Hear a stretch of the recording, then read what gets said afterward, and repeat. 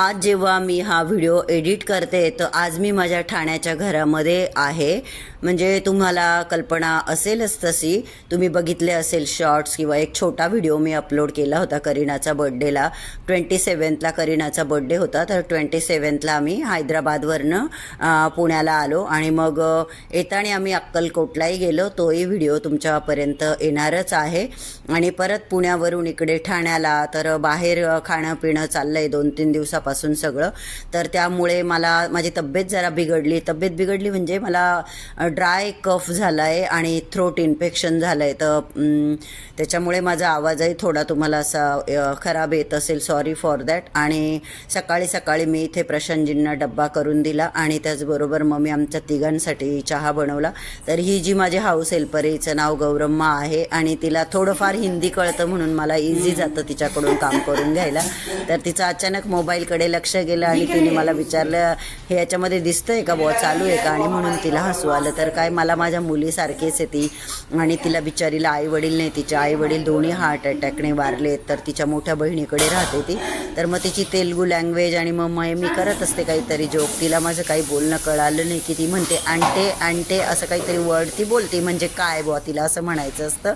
आणि मग प्रशांतजींनी आमच्या दोघींचं बोलणं ऐकलं आणि प्रशांतजींना बऱ्यापैकी तेलुगू येतं आणि बोलताही येतं। मग ते मला सांगत होते की ती अंटे काय जे काही वर्ड बोलते, म्हणजे तिला तू काय बोलते ते तिला कळत नाही म्हणून ती काय काय असं विचारते म्हणे, असं प्रशांतजींनी मला सांगितलं।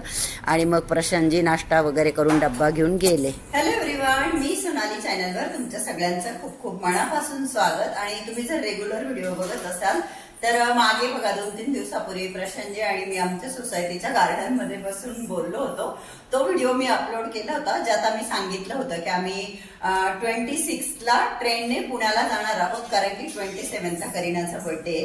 पण प्लॅन मध्ये जरा चेंज झाला। चेंज असं झाला की परत तेच म्हणेल मी, तुम्ही रेग्युलर माझे व्हिडिओ बघत असाल तर तुम्हाला कल्पना असेल, ज्या वेळेस हैदराबादचं जे काही प्रशांतजी काम करताय या संदर्भात आम्ही जेव्हा हैदराबादला आलो होतो फर्स्ट टाइम, तर येताना आम्ही अक्कलकोटला स्वामी समर्थ महाराजांच्या दर्शनाला गेलो होतो। आणि जे पण हे काही काम झालं ते फक्त आणि फक्त स्वामी समर्थ महाराजांच्या कृपेमुळेच झालं। अक्षरशः म्हणजे त्यावेळेचा जो काही अनुभव होता मी तो तुमच्याबरोबर शेअर केलाय, तुम्ही नसेल बघितला तर नक्की बघा। तर मग आम्ही आता प्लॅन असा चेंज केला की आम्ही बाय रोड जाणार आहोत। आमची जी गाडी आहे रिट्स, तिच्याने आम्ही बाय रोड आता आम्ही पुण्याला जायचं ठरवलं। इव्हन बरेच आहे पुढचे प्लॅन, ते तुम्हाला पुढे येणाऱ्या व्हिडिओमध्ये कळतीलच। पण आम्ही ट्रेनने जाणार, ट्रेन ऐवजी आता ट्रेनचे जे तिकीट बुक केलेले होते ते कॅन्सल केले। आम्ही शताब्दीने जाणार होतो तर ते कॅन्सल केले आणि आता आम्ही रिट्सने जाणार आहोत। तर ठोकायचा आवाज येतोय किचन मध्ये, जरा जास्तच येतोय म्हणून मी इकडे आली। तर मग आम्ही रिट्सने जाणार आहोत आणि उद्या गुरुवार आहे, तर गुरुवारच्या दिवशी महाराजांचे दर्शन होणार आहे, खूप आनंदाची गोष्ट आहे। तर प्रशांतजी बोलले की आपण सकाळी लवकर जाऊ। मग त्यांना म्हटलं हाऊस हेल्पर जी आहे गौरम्मा, ती येऊन गेल्यानंतर मग आपण निघू। 10-1 वाजेच्या दरम्यान आमचा निघायचा प्लॅन आहे। तर इथून साधारण एक 6 तास वगैरे लागतील अक्कलकोटला पोहोचायला। तर 10ला जरी आम्ही निघालो म्हणजे 12 आणि बापरे 3-4 वाजता। पण प्रशांतजींची इच्छा अशी होती की खूप अर्ली निघावं आणि उद्याचा आपण गुरुवारी महाप्रसाद असतो अक्कलकोटला, तर आपण महाप्रसाद घेऊ नाही का। तर पण मी त्यांना म्हटलं घरातले हे काम वगैरे करून जाऊ, तर 10 वाजतीलच निघायला। बघू, आमच्या नशिबात असला तर आम्हाला मिळेलही महाप्रसाद। आणि दुसरी महत्वाची गोष्ट म्हणजे नेहमी सारखं ऍज ऑलवेज नेहमीच झालं, कुठलाही सण येतो तेव्हा विचारात पडतो की कुठे करायचा कुठे करायचा। आता आधी ठरवलं होतं का दिवाळी इकडे करायची, करीना प्रतीक इकडेच येतील, पण आता परत कुठेतरी असं वाटतंय की तिकडे करू। बघू, आता तर काही फिक्स नाहीये, पण मी विचार करते की आता लक्ष्मीपूजन 12 नोव्हेंबरला आहे आणि प्रशांतजी म्हणजे आम्ही उद्या जाऊन ते 4 तारखेला परत येणार आहे। त्यांनी 10 दिवसासाठी कामावरून लीव्ह घेतली असं म्हणू शकतो, 10 दिवस त्यांचं काम बंद राहणार आहे। तर मग माझं फायनल नाहीये की मी त्यांच्या बरोबर येईलच। आता आम्ही चौघं जेव्हा एकत्र येऊ तेव्हा परत एकदा डिसिजन होईल, मुलं काय म्हणतात त्यांचं पण मत जाणून घेणं गरजेचं आहे आणि मग फायनल होईल। पण जर असं काही फायनल झालं की दिवाळी तिकडे करायची ठाण्याला, तर मग मी काही इकडे येणार नाही। म्हणून मग मला काय वाटतंय की आज थोडंसं घर क्लीन करून घेऊ। तसं हे घर काही विशेष घाण नाही आणि माझं सारखं वरच्यावर आवरणं चालूच असतं, विशेष सामान नाही, त्याच्यामुळे खूप काही विशेष आवरण्यासारखं नाहीये। पण तेच की मी ज्या दिवशी फर्स्ट डेला खूप गरबा खेळला तर 10 दिवस झाले बरोबर माझं वर्कआउट कम्प्लीट बंद आहे. आणि मी पण म्हटलं की जोपर्यंत ते दुखणं बंद होत नाही तोपर्यंत तरी तर मी हे 10 दिवस जिम मध्ये बिलकुल गेले नाहीये. आणि त्याच्यामुळे प्रशांतजी पण मला रागवले आणि साहजिक आहे त्यांचं रागवणं पण, म्हणजे वाढवा झाला तर उगाच आपल्यालाच मग नाही का दवाखान्यात जा आणि हे सगळं करा. म्हणून मग मी त्या मुलीला विचारलं की तू तुझं अजून एक काम आहे तिचं, तर म्हटलं ते करून येशील का, मग आपण थोडंसं घर आवरू, कारण आता आम्ही 10 दिवस नाहीये म्हटलं. तर ती बोलली हो चालेल. तर मला आता ती ते काम करायला गेलीये. ती काम करून आली की आम्ही थोडंसं घर हे आवरून घेणार आहे. म्हणजे समजा मला परत येताही नाही आलं तर मला काही वाटणार नाही. शेवटी कसं आहे बुवा आपण हे घर आवरलं नाही असं मला ते सारखं वाटत राहील, घाण नसेल तरी. तसं गाडीने चाललंय म्हणून मला थोडं भीतीच वाटते की प्रशांतजींना येताना ते एकटे नको. मी त्यांना म्हटलं नाही नाही मी येईल तुमच्या बरोबर आणि मी जशी एसी स्लीपरने जाते 2 दिवसात परत चाललं जाईल. ते बोलले मला काही नाही, मी दिवसा प्रवास करेल, सकाळी निघेल, रात्रीपर्यंत पोहोचून जाईल, तुला काही माझ्या बरोबर येण्याची गरज नाहीये. पण शेवटी आपल्याला टेन्शन येतच ना की इतका लांबचा प्रवास आणि एकटा माणूस येणार, कोणी बोलायला असलं की. आणि ते नेहमी म्हणतात की तू बरोबर असलं तर मी जगभर गाडीनेच फिरू शकतो. म्हणजे ड्रायव्हिंगचा मला कंटाळा नाही बा, पण तू बोलायला जोडी पाहिजे. आणि ड्रायव्हिंग करणारा बरोबर एखादी व्यक्ती, बायकोच काय कोणी का असे ना, गप्पा मारायला जोडी असलं की बरं असतं बुवा. म्हणून मग मी त्यांना म्हटलं नाही नाही मी तुमच्या बरोबर परत येईल, 1-2 दिवस राहून परत चालली जाईल. पण मग ते 4ला येणार, 5, 6, 7, 12ला लक्ष्मीपूजन आहे, तर असं सगळं आहे. पण मग मी शेवटी तेच ठरवलं, जे काही डिसाईड होईल माझं यायचं नाही यायचं, पण आपण आवरून तर जाऊ. ऍटलिस्ट नाही आलो तरी मग आपल्याला काही वाटणार नाही की आपण हे घर आवरलं नाही. तर आज थोडंसं हे घर आवरून घेणार आहे गौरम्मा आणि मी. ग्लास खोलो.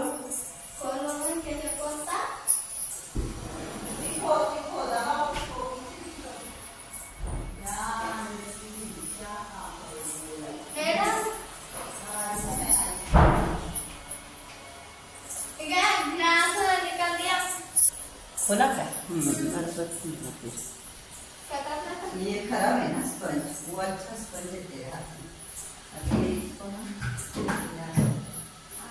वो उधर रख टेबल पे. हाँ ये वो फिर उधर उधर को वो टेबल को जो टेबल के पास खड़ी है ना टेबल को.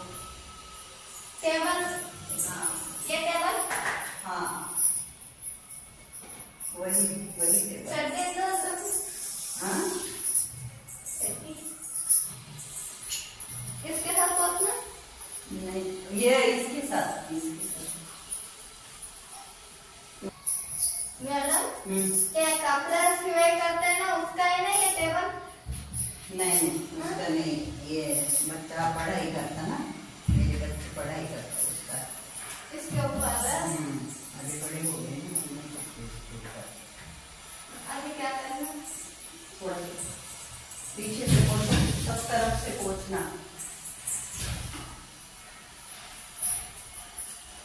ये दोनों चेयर कपड़ा लाओ क्या इसके लिए, वो बहुत छोटा है ना. तुम्हारी बहन उधर आ गई काम करने के लिए. ये पट्टी पोछना, ऐसे थोड़े सरकाना, थोड़ा दिमाग लगाना, पीछे से आगे से ये पट्टी, इधर से ये साइड से पोछनी. हाँ दिमाग लगाना थोड़ा. मेरा दिमाग क्या लगा? हाँ दिमाग वो तेरा फोन पे ज्यादा चलता है. आणि आता या दोघींना मी बोललेलं काहीच कळत नाही. आणि आता कसं व्हायचं माझं.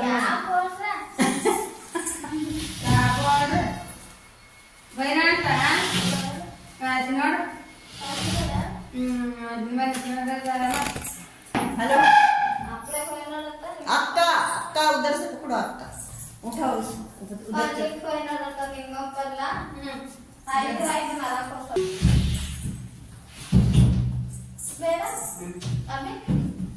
भरा क्या वो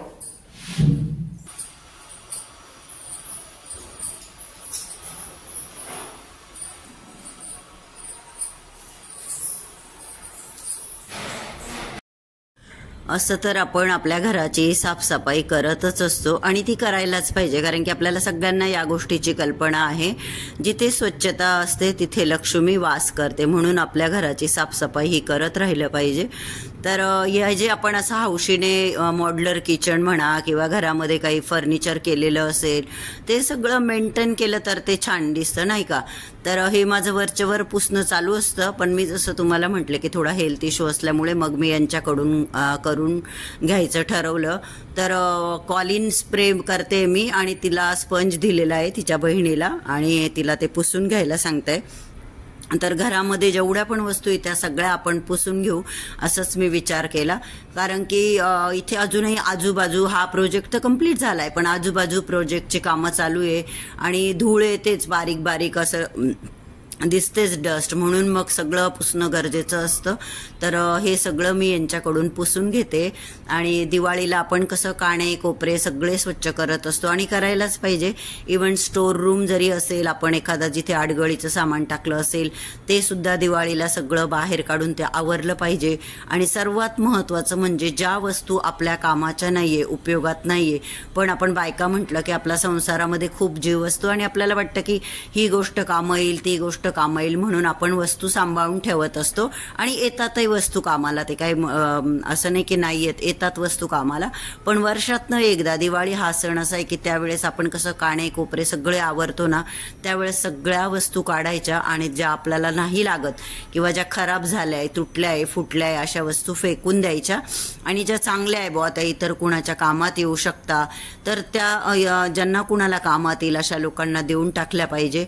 इव्हन घालायचे कपडे जरी असतील अंगातले तर ते कपडे सुद्धा आपण लवकर फेकत नाही. आता मी हा जो टी शर्ट घातला हा सुद्धा माझा डीमार्ट मधून घेतलेला, बरे म्हणजे 2-4 वर्ष झाले असतील, पण नाही फेकत आपण लवकर कपडे, नाही का.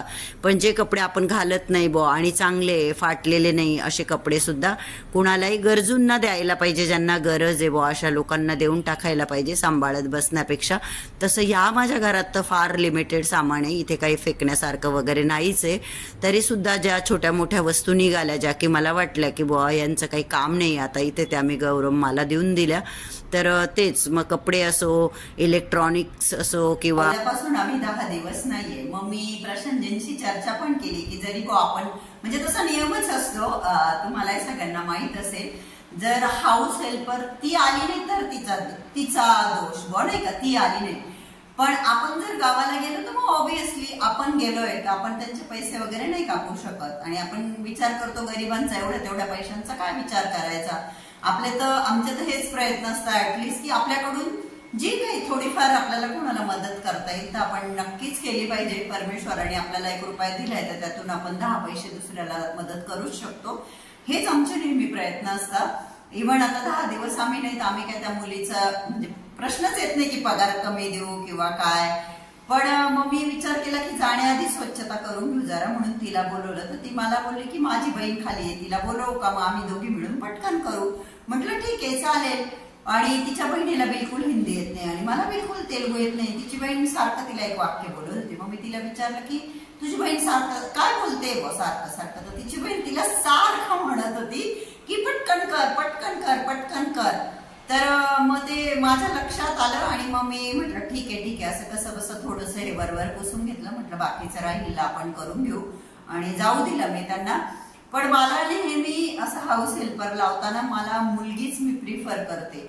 ऍटलिस्ट माझ्यापेक्षा लहान असणारी व्यक्ती म्हणजे मला इझी जातं काम सांगायला, काम करून घ्यायला. थोडी आपल्या बरोबरची व्यक्ती असेल किंवा आपल्यापेक्षा मोठी असेल मग तर मला खूप असं ऑकवर्ड होतं. जरी आपल्याकडे त्या कामाला असल्या तरी पण असं हे करा ते करा किंवा हे नीट नाही केलं असं म्हणायला मग बरं नाही वाटत.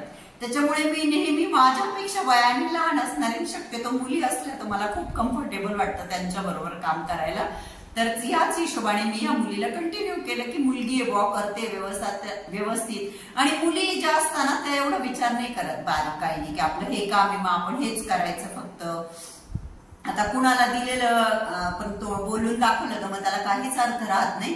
पण आपण जसं समोरच्या व्यक्तीशी वागू तशी समोरची व्यक्ती करते. आता मी रोज तिला ब्रेकफास्ट काही नाही तर काही नसेल आम्हाला केलेला ब्रेकफास्ट कधी कधी मापात होतो नाही उरत, पण मी नाही काही ब्रेकफास्ट असला तर निदान चहा टोस्ट. कालच मी प्रशांतजींना म्हटलं की ह्यावेळेस डीमार्टला जाईल तर बिस्किटचे पुढे आणून ठेवेल की जेणेकरून हिला मला रोज चहा बरोबर 4-5 बिस्किट देता येतील बा, कारण ती घरून काहीच खाऊन येत नाही. मी तिला बोलले पण की तू का खाऊन येत नाही, कारण तिचं माझ्या घरी येते, एक घरचं करूनच माझ्या घरी येते, तर चेहरा असा एकदम उतरलेला असतो. मग मी तिला विचारलं एकदा की तू काही खाऊन नाही येत का घरून, तर ती बोलली नाही. म्हटलं का नाही खात, तर ती बोलली घर खूप लांब आहे, एखादा तास वगैरे लागत असेल यायला, कशी येते ऑटोने येते, कधी ऑटो नाही मिळाली तर पायी येते, आणि एवढे सकाळी सकाळी खाल्लं नाही जात.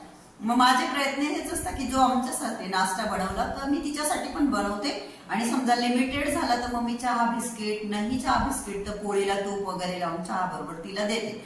मग समोरच्या व्यक्तीला जेव्हा आपण जीव लावतो ना, ती व्यक्ती पण त्याचं जाणीव ठेवते, ती पण मग एवढा बारकाईने विचार नाही करत. तशी ही मुलगी पण नाही करत, म्हणजे जाग बाई कपडा घेऊन बाहेरचा उंबऱ्या पुसून ये, शिवऱ्यात पूस की बाल्कनी धुवून टाक, तर ती करते. कारण मला माहिती की आपण समोरच्याला जीव लावला तर समोरची व्यक्ती पण आपलं समजून एवढा बारीक विचार नाही करत आणि करते. पण तिची बहीण मात्र भलती हुशार होती, ती सारखी तिला काढायसाठी चल लवकर म्हटलं जाऊ दे गड्या आपले आपण करून घेऊ. मग मी कसं तरी केलं, म्हणजे थोडंफार करून घेतलं त्यांच्याकडून, आणि आता राहिलेलं जे मला वाटतंय करावं असं ते मी करून घेते. चला. आणि फॅन पुसायचे बाकी होते, आणि फॅन पुसण्यासाठी मी माझी फ्रेंड स्वातीकडून लॅडर आणलेलं होतं, आणि म्हटलं अरे याला फॅन तर राहूनच गेले पुसायचे. बाकी तर सर्व फॅन एवढे काही घाण नव्हते, परंतु आमच्या बेडरूमचा जो फॅन होता तो प्रचंड घाण होता, प्रचंड म्हणजे प्रचंड, कारण त्याचा जास्त यूज होतो, खूप सगळं कार्बन त्याच्यावर पूर्ण असा काळा काळा झालेला होता. मग मी काय करते, मग्ग्यामध्ये गरम पाणी घेते, थोडीशी लिक्विड टाकते, लिक्विड डिटर्जंट, आणि जे स्पंज असतं ना त्याच्याने क्लीन करते, आणि मग एक स्वच्छ कपड्यांनी पण पुसून टाकते. तर किचन बघा, आजकाल बरीच लोक हौशीने छान असं मॉड्युलर किचन करतात, इव्हन हे किचनसुद्धा छान असं त्यांनी बनवलं आहे नाही का. पण याला मेंटेन करणं खूप गरजेचं असतं, आणि किचन हे आपल्या घरातलं सगळ्यात मेन असतं असं मी म्हणेल, कारण तिथे स्वयंपाक बनवला जातो, खायचे पदार्थ बनवले जातात, आणि स्त्रिया म्हटलं की त्यांचा जास्तीत जास्त वेळ किचनमध्ये जातो. तर किचन हे एकदम टापटीप नीट नेटके स्वच्छ हायजेनिक असले पाहिजे. मग ती चिमणी असेल, माझी चिमणी कधीच तेलकट होत नाही, घरामध्ये जी चिमणी लावलेली असते जी ही ब्लॅक कलरची आहे, कारण मी वारंवार एकदम कडक पाणी घेते मी, आणि स्पंजने वरचेवर ती पुसत असते. मी कधीच चिमणीला तेलकट होऊन देत नाही. इव्हन तिच्या त्या जाळ्या काढण्याची पण व्यवस्था असते, त्या काढूनही आपण क्लीन करू शकतो. तर वरपर्यंत मी लॅडरवर उभं राहून हे सगळं क्लीन करून घेतलं, कारण स्वच्छता केली की ते दिसायलाही छान दिसतं, आणि मेन म्हणजे आपल्याला स्वतःलाही फ्रेश वाटतं. आणि ते तर आहेच की स्वच्छता ही असलीच पाहिजे. आणि ते कसं थोडंफार पाणी उडतं, आता मुलगीचे शेवटी ती बोलून चालून माझी हाऊस हेल्पर, तर त्याच्यामुळे ते खराब होतंच. तर म्हणून मग मी सगळं असं स्वच्छ पुसून घेतलं, आणि ह्या ज्या टाईल आहे ह्या तर डायरेक्ट धुवून घेतल्या मी, नळांना गरम पाणी येत होतं, तर मग प्रचंड उष्णता आहे कारण इथे तरी आत्ता, तर मग डायरेक्ट त्या स्कॉच ब्राईटच्या घसणीने घासून वगैरे लिक्विड डिटर्जंट टाकून स्वच्छ असं धुवून घेतलं. किचन हे खूप म्हणजे खूप स्वच्छ ठेवलं पाहिजे. आता इथे माझे कपडे चेंज झाले, ते का झाले मी तुम्हाला सांगते. माझी मैत्रीण आली, तिला मी किचनमध्येच बसवून घेतलं, आणि किचनमध्ये मी काम करता करताच तिच्याशी गप्पा मारत राहिले. तुम्ही तिला ओळखताही, कारण थोडंसं राहिलं होतं ओटा क्लीन करायचा, म्हणून म्हटलं करून घेऊ, म्हणून मग तिला मी चेअर आणून दिली आणि बैस म्हटलंयस. तर माझं एकीकडे कामही चालू होतं आणि तिच्याशी गप्पा मारणंही चालू होतं. मागे 1-2 व्हिडिओमध्ये माझी जी मैत्रीण आहे इथे स्वाती, तिची मी ओळख करून दिलेली तुम्हाला. तर मी क्लिनिंग करत असताना मग ती आली होती, तर ते आता बरंच गेले होते कुठे कुठे, तर प्रसाद घेऊन आली होती. ते आमच्यासाठी प्रसाद, आणि ते गळ्यात घालण्यासाठी देवाचा असतो ना धागा वगैरे तसं. तर माझा शर्ट पूर्ण ओला झाला होता, मी पटकन शर्ट बदलला, आणि मग जवळजवळ 2 तास झाले असतील, 2 तास आम्ही गप्पा मारल्या. छान वाटलं गप्पा मारून, पण काम माझं थोडंसं अर्धवट राहिलं. तर मी आता हा कोपरा जो आहे किचन मधला, तिथल्या टाईल वगैरे क्लीन करून घेते, आणि जवळजवळ आता संध्याकाळचे 7:30 वाजले. आता डिनर बनवायचंय मला, तर तेवढा तो कॉर्नर क्लीन करून घेते आणि मग डिनर बनवते. तर माझ्या काही मैत्रिणी मिस करत होते माझ्या क्लिनिंगचे व्हिडिओ. तर चला, आज बऱ्याच दिवसानंतर परत अगेन हैदराबादच्या घराची क्लिनिंग केली. तर कसं वाटलं तुम्हाला हा व्हिडिओ? आवडला का? व्हिडिओ आवडला असेल तर व्हिडिओला लाईक करा. तुमचे दिवाळीचे काम आटोपले की नाही, कुठपर्यंत झाले, की फराळाला सुरुवात झाली, ते मला कमेंट करून कळवा. आणि आजचा हा व्हिडिओ बघितल्याबद्दल तुम्हा सगळ्यांचे मनापासून खूप खूप धन्यवाद. Thank you. so much. Love you all. Bye bye. Take care.